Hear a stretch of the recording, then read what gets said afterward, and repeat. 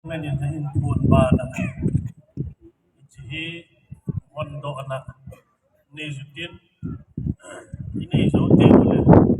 kantati ako din patien ba choy na zutin kantati patien ba choy na ahin sa azu to kifana hamba na de bang le patay to iman man katin duni ni kwa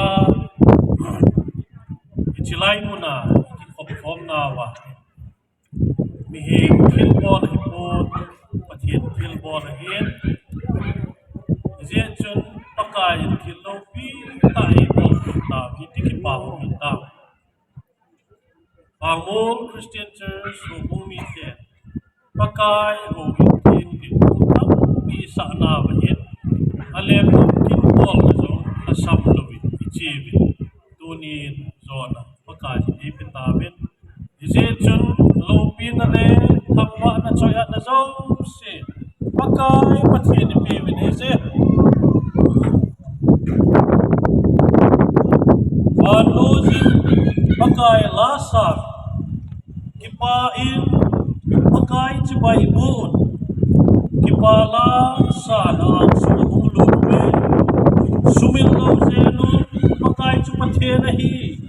asim sa ama hibe ite hibin akyang oi hoti be hamhau ahowin kyang lulun va choi kumin na india lulun hamhau amin choi anun pakai ne mahi alung sen long long kita nong jing ze nahi vo potpi nang ho ki hong lenun Một pi lôi chẳng thì họ ngon lâu pi lên mùng lụt là đi ít chỉ lên lâu pi quỷ ham bắc cài hát chung nông gal zo bắc cài vô một pi năm ho pi hồng lên rồi một pi lôi chẳng thì họ ngon lâu pi lên mùng lụt là đi ít chỉ lên lâu pi quỷ ham gal zo bắc cài amalia lo fi ase chu ton so na ki ko na ding mun dia hi kom hi teng to a su the na ni ai tia ka vet hi zinga ka hu zing din hi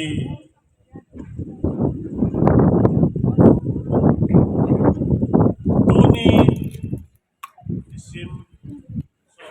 so sang ni le som ni le li jeng lam ni dan som ni ke don hin Pangmol Christian Church ho bin han khat ni na so na ti bang so hin pathen lo pin na ding le mi them te ka pa asa khat the na idon na in mun pakai ho bu Izin zen dingin kay ma pakai sa Pastor Martin Zairem hengna hin pa chapa chale thalaw thing minin kain hong in kain tin su ta he teri thalaw thing ni chen thing taw ang that den tin ma chui la hin sa O koi na min ki so sing hen na le ngom châu xin hân mi tin lo ngõ thiệp chết đi lo lầm ung tu ni lệ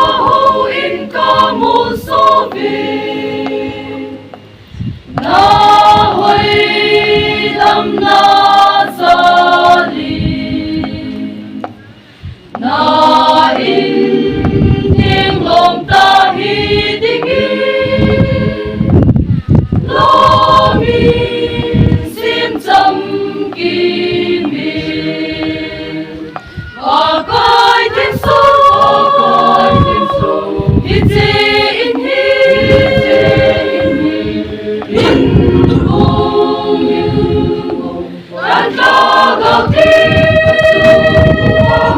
Dên hen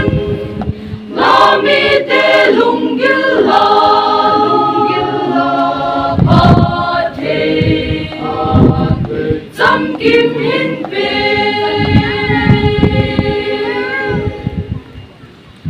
Mai chang thiếu tu ta ngã mun thi Son se lung hei na mun Na gam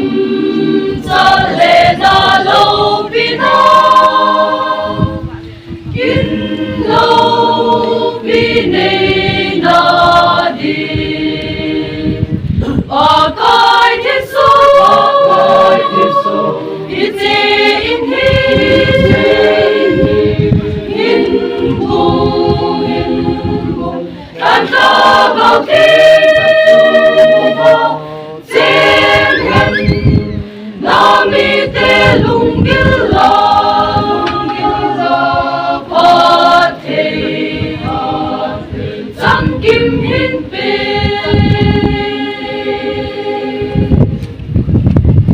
Khi Phật sinh in na Houin hi Thu nó lung xin na li Na ô sai đam minh hiu dinh Na gam thung thun ca xin Ba kai Thenso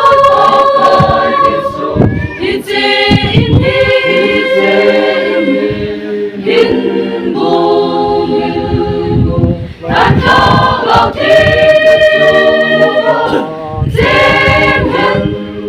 Na mi te lung gila Phật thầy Dâm kim hin bê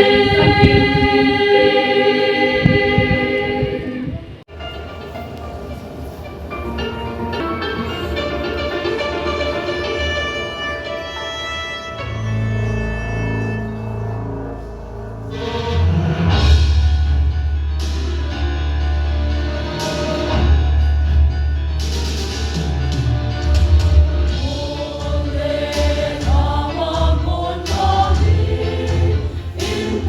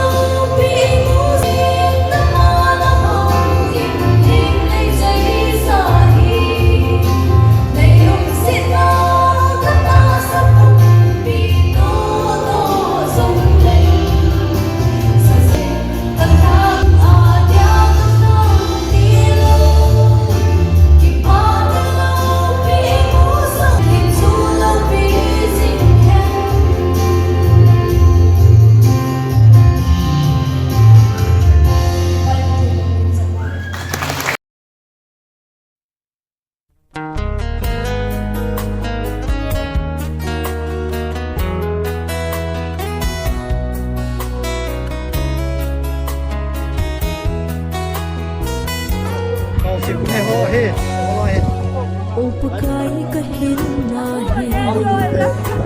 They seem happy in life Panday tuwin Kahat mo sa inyo Pagkay lang to ka unti Kasam na